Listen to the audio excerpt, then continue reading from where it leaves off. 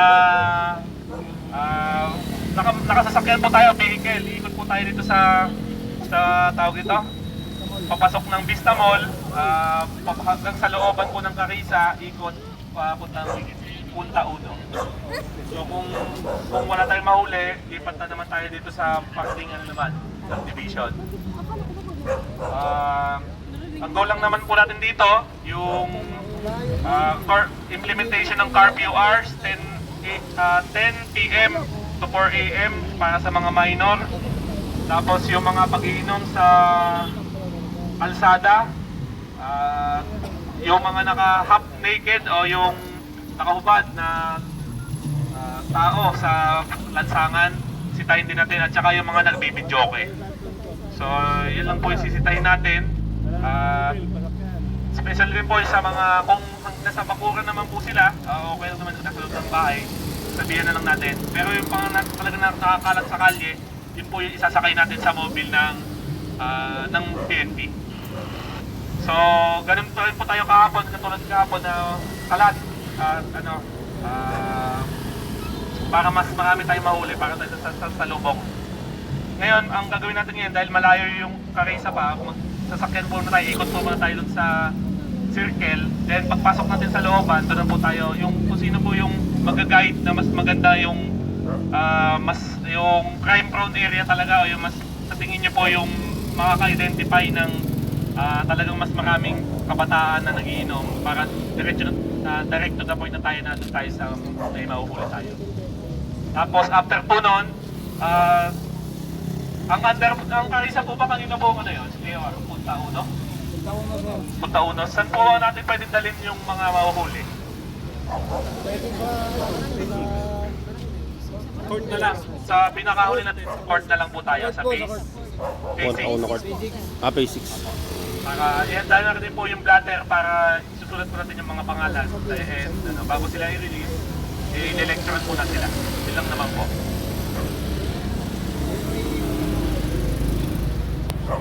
Yung mga motorcycle, para doon na lang po yung susundan namin. Medyo bagalan lang natin para isang tayo. Okay po.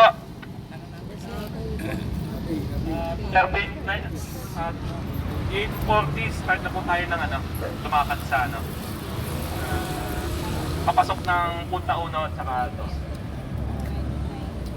So kung may tanong po, ano naman? Hindi mamalo. Kung meron sa barangay naman, meron tayong yanto kung talagang nalaban. Tapos pwede flashlight.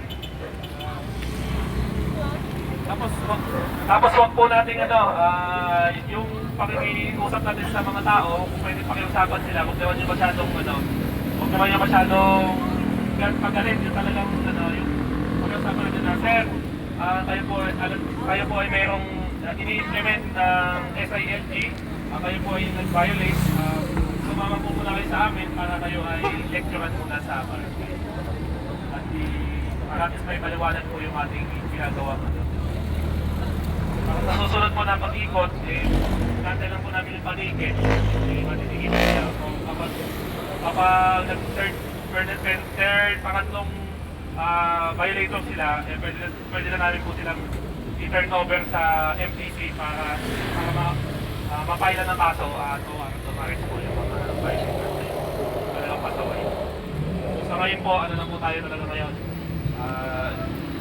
Kailangan dalhin sa pakiusap, then madala natin sila sa barangay, sa covered court, at maintindihan nila na yung ginagawa nating effort ay para din po sa kanila. Yun lang naman po. At saka mga tahimik po yung lugar po ng Punta Uno at saka Punta Dos. Yun lang naman po. 9:40, start na po tayo. Sakay na tayo sa mga sasakyan po natin.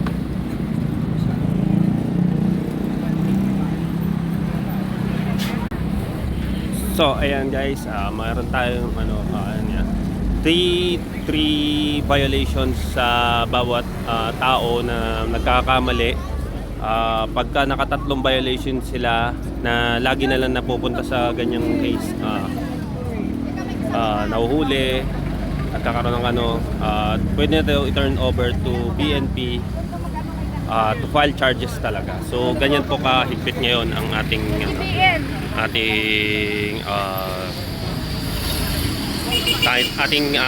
force multiplier Oplan Galugat. So ayan na guys, nag-uumpisa na. Complete na po sila lahat-lahat dito po. PNP, ERT. Eto na po lahat-lahat. So magkakasama na po na nandito po tayo lahat sa natin, sa lugar natin. Okay. Ayan. Stay tuned lang guys. Ayan. Meron din. Sila yung nakailaw kanina.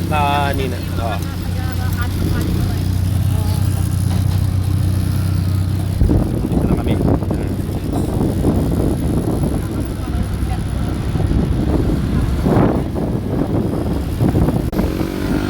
Ayan guys. Sakto-sakto. Ito lahat ng mga first multiplier papunta na sa facilities. Ayan.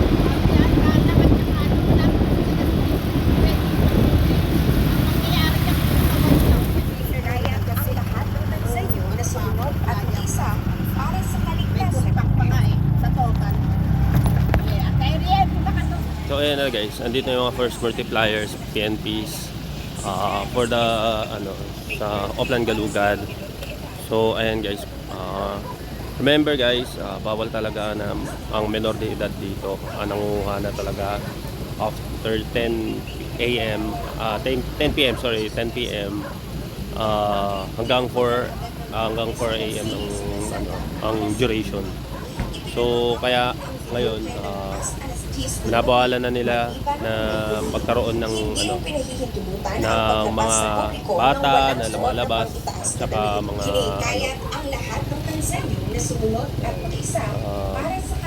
yung mga umiinom, nakahubad, kaya bawal. So ayan guys, nandito na kami, naghahanda na kami for the so ayan, ang dami grabe, diba? So madami yung mga dito. Ayan, nandito na kami sa pinaka-vicinity namin. Makikita ninyo talagang full force yung nangyayari ngayon na Oplan Galugat. So ayan, diretso yan, dadalhin talaga sa mismong court para magkaroon ng briefing for the problem or so sa mga problem na ginagawa ng mga bata, lalo na yung mga nadadala ng mga tawag dito, nagkakaroon ng sa inuman yan. Tapos yung mga walang damit yan, bawal talaga. So ayan, station tayo, dire-diretso lang.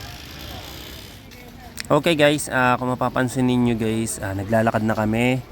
So iniikot namin to kasi kailangan talaga namin galugadin to. Alam nyo naman guys, sa dami ng mga tao. Ayan guys, kung makikita nyo, nakatigil sila. So ibig sabihin may nahuli. So check natin guys.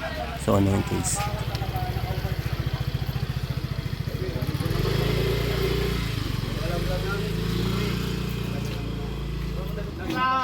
Kalsada sir, nakaubad. Ayaw nila yung matama. Hindi naman yung alam sir. Hindi nila alam. Sa Facebook pa sir, naka-uwi yan. Sa Facebook na-uwi yan. Hindi ko maano. Wala pa ako. Sorry ka. Hindi ka Facebook lang. Bago nga ako maligo eh. Oo nga, hindi ko yung babawal mo na yung pero sir, so ayan, meron daw hindi nakadamit. So bawal talaga po na walang damit, lalo na po sa kalsada. Hindi po yan, wala pong oras yan. Basta nakitang walang damit, talagang hinuhuli po. So ito guys, yung mama walang damit. So malayo po yung bahay niya. Phase 4 daw po yung bahay niya. So ayun, talagang kailangan. So dadamputin talaga siya. So ayun na, nagpapaliwanag na si sir. Talagang seryoso po yung usapan ng mga ganun. Okay guys, time check. 11:57. So nandito na tayo sa ito yung pinakalagayan natin ng ng mga nahuli natin. So salamat po sa ating butihing team sa gym na nagpagamit po sa ating sa mga lalagyanan po ng mga bumayolate. So ayan guys, glimpse lang natin guys, bawal po kasi pakita. So salamat po. So guys, ayan, nagiinuman. So nahuli. So kinakausap namin yan. And syempre, kasama na yung invitation dyan. Kailangan sumunod talaga sa batas. So ayan guys, inuman, tsaka walang damit. So alam na, di ba? So kailangan talagang pagtingin ng batas para mangyari po ito at maging safe po ang ating kapaligiran, lalo na sa mga krimen na hindi natin naasahan, di ba? So ayan guys, tuloy-tuloy pa rin tayo sa paglalakad. So paghahanap ng mga lugar na talagang mayroong mga gumagawa ng ng pag-inom, walang damit, sa mga matambay na mga minor de edad. So ayan, pinag-aandaan natin talaga na talagang mahuli o makuha talaga sila.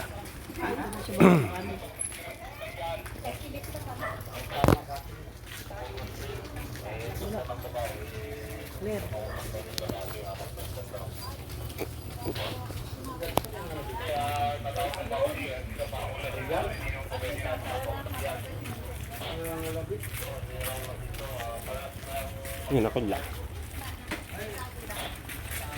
Saan pupunta? Malayo.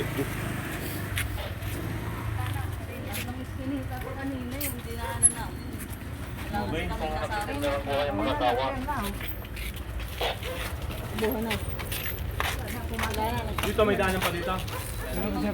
Paikot na sir.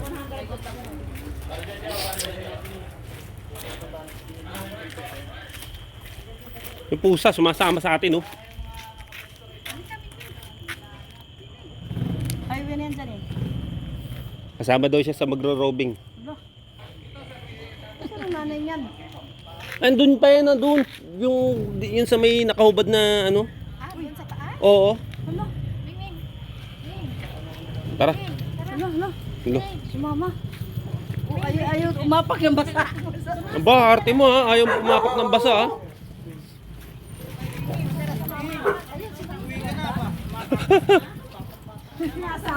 Wala.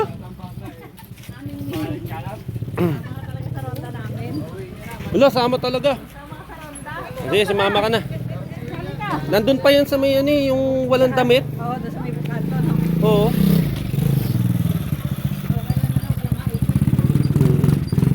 Ay, di na tumunod. Buti naman. Alam na niyan, nararamdaman na niyang malayo na siya.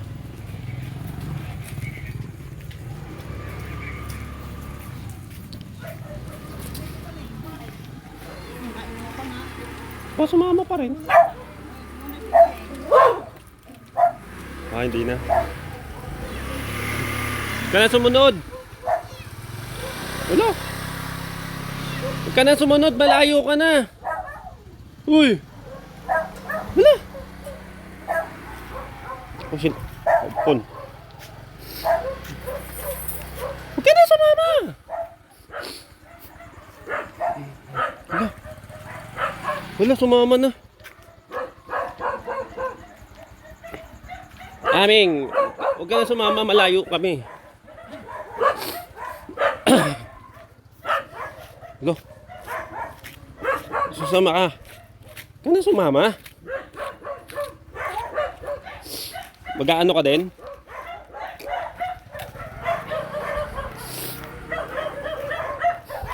Uy, ang layo mo na.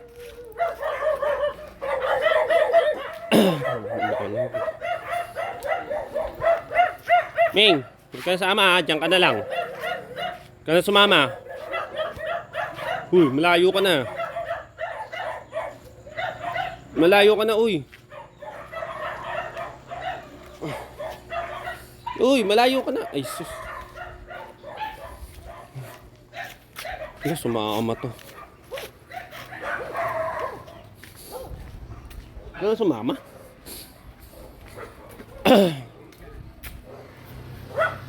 Oo, may sasakyan ha. May sasakyan.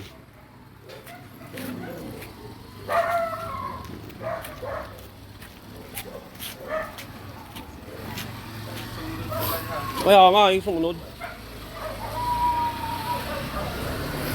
Ay, ba't nandito? Wag ka na sumama. Bye-bye.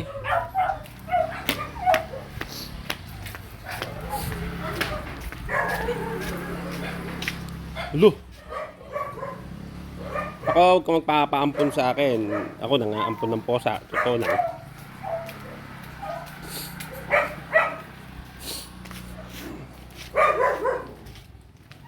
Diyan ka na lang ha. Hindi ko sumama.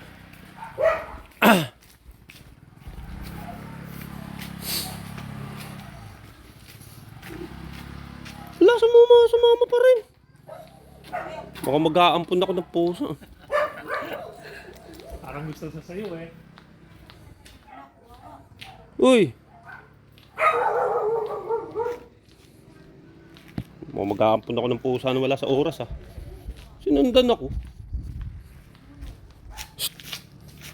Hello. Malayo na tayo, uy. Sumana kita. Ay, naku, buhat na kita. Medyo malayo na tayo, oh. Layo na nila, oh. Pasama ka pa talaga sa akin. Magsasama ako ng pusa sa bahay, ah.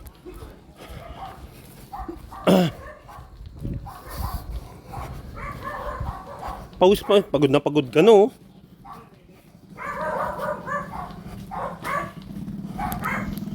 Pagod na pagod ka na. Ay, naku.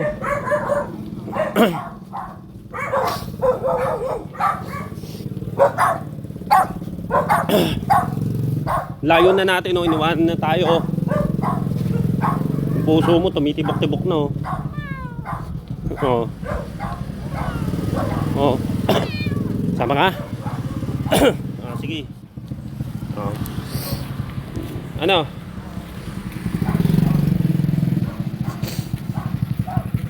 Aba, sumakasama ka pa rin. Ba yan? Mag-uuwi ako ng pusa dito, ah.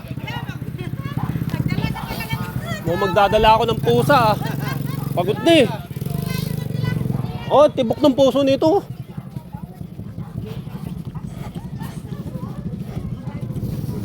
Sumunod sa akin eh. Oo. Sumunod sa akin eh.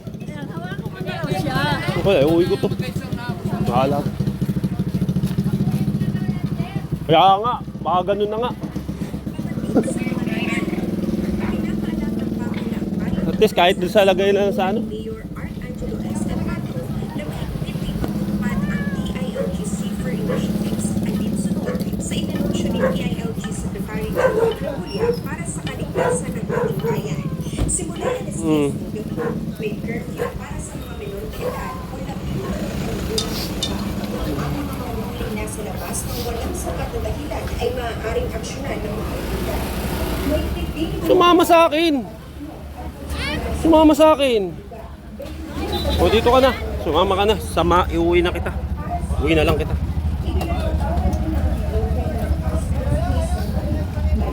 Uwi kita. Sumunod eh. Ampunin ko na yan. Sumunod eh.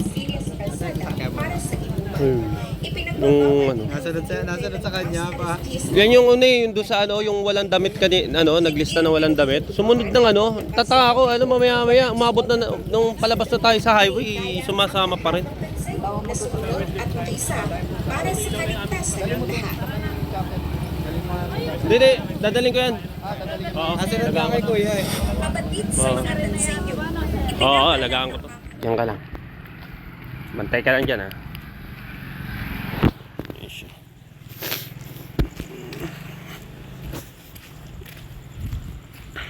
Walking ka muna.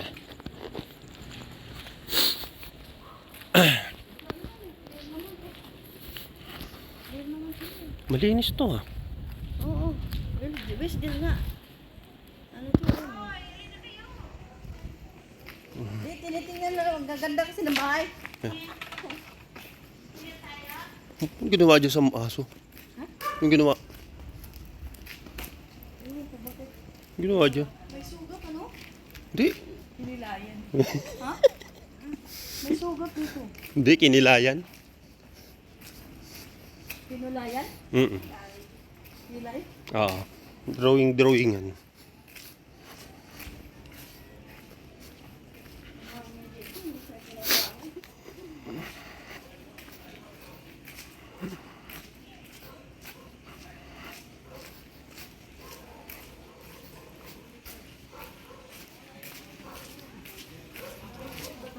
Oo. Oo nga. Kilay nga.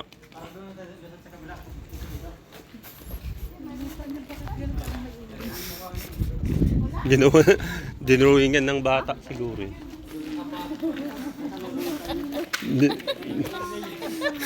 Lagyan ng... Drawing yan oh. Dinrawingan ng bata siguro. Ganda oh. Casa Victoria. Ganda ah. Yun eh. Ay, sorry. Basta po nasa labas kayo. Kahit gawin nandyan. Pakisuot na lang po ng damit niya. Okay po. Hindi po. Hindi nga, sapuhan niyo lang po para hindi po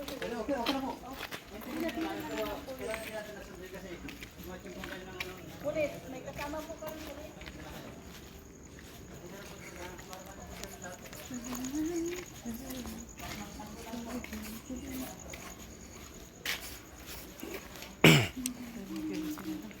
Ang cute ng mga bawat bahay. Misa nakatayong bahay. Nga. Ang cute nga. Kasi bawat ano nila may malunggay na tinatayo. Yan. Parang mas tahimik dito, no? Parang mas tahimik dito. Parang ang tahimik dito. Tama ka pa rin? Sige, tara na. Sundan ka nung matanda, nung nanay doon.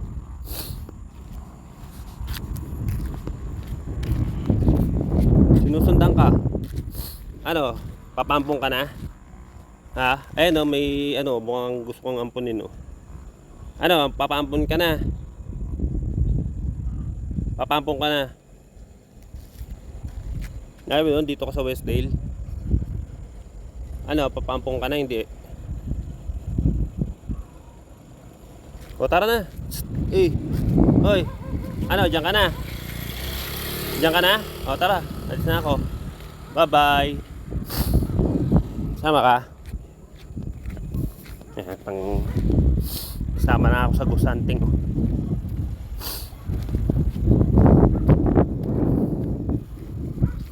Sinusundan siya nung isa eh. Parang gusto siyang kunanin. Yung pusa hindi niya nanay yan.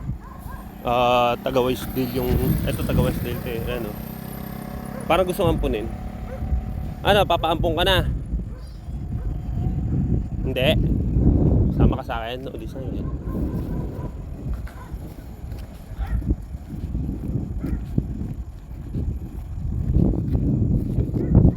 Oh, tara. Tara na. Tara. Ayaw mo na paampon. Wala na. Babay na namin mo. Ayun oh. Ayun oh. Babal niya sa kanya oh. Hindi na umalis oh.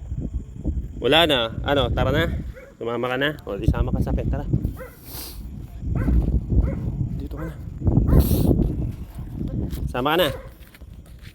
Sige. Di ka na binalikan no. Ano? Ayaw mo talaga paampon? Gusto mo sumama sa bahay? Sige. Tama ka. Tara lang. Buhatin na kita. Mabigat. Mabigat na malayo. Ayaw niyang paampon. Talagang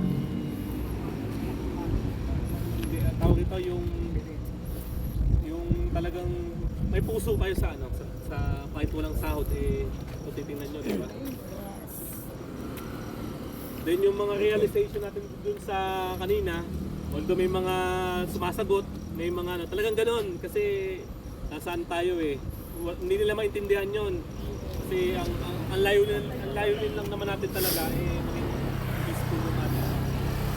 So sana yung pagsama nyo dito eh hindi na to mauulit kasi unang-una itong ginawa natin eh sa ibang lugar naman tayo, pero yung makita kayo ng tao o makita kayo ng mga kamag-anak nyo o kakilala nyo eh natutuwa sila dahil kumbaga meron pa kayong ano eh kumbaga meron kayong pakialam yung iba nga may sahod na dapat sila yung ginagawa natin ay ginagawa dapat nila, pero kayo wala kayong sahod pero willing kayong magbigay ng oras sa kanila.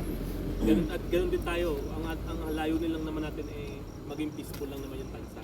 Kasi ang magbe-benefits nun bukod sa atin, kundi mga pamilya natin o yung mga nakatira doon sa lugar na kakilala natin. So sa muli, hindi naman po ito ang pagtatapos. Marami pa tayong barangay na dapat pang-ikutan. So magpalakas po kayo at matulog talaga ng kumpletuhin niyo yung tulog niyo sana at kasi medyo alas 12 na tayo ng gabi. Talagang puyatan talaga to. Pero sa tingin ko, hindi man tayo mapansin ngayon, mapapansin tayo ni Mayor sa ginagawa natin. Doon pa lang sa pag-post ni Mayor sa Metro Brothers, napakaka-proud. Di ba? Meron ako. Talagang yung napakaraming likes na kagad eh. Marami nag-react eh. Yung sa ginagawa natin eh. Natatabunan yung mga natatabunan yung ibang kumbaga tawag dito. Yung simpleng video lang. Mas natatabunan yung ginagawa natin kasi mas natutuwa yung tao. Marami nagpapasalamat na pumapasok yung mga ordinaryong tao lang na papasok sa bahay nila, uuwi galing sa trabaho, tapos makakakita ng mga nagiinuman, makukurso na daan sila, marirape sila o mahihigit sila sa di ba? Isipin, imagine, pero yung ginawa natin na to talagang safe na sila. Yung sakripisyo natin eh hindi naman mababayaran ng pera to. Basta sa loob-loob natin eh nakatulong tayo sa mamamayan. So yun lamang po, sana yung kung tayo man ang bukas eh mas maganda, pero kung iba magpahinga muna kayo. Iba naman sana hindi duty. So thank you very much po sa ating lahat. Sige po. Thank you po, thank you po.